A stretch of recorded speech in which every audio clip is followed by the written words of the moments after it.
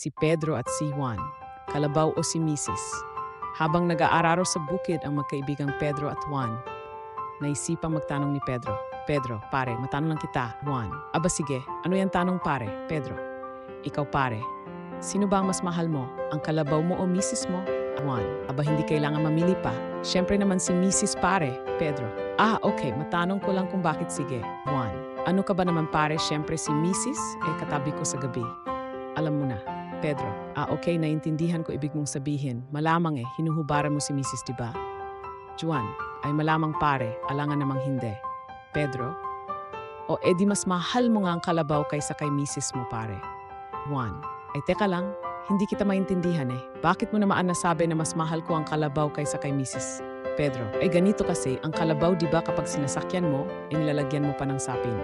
Juan, oh, Pedro, samantalang si Mrs. mo, kapag sinasakyan mo, inaalisan mo pa ng Sapin. haha.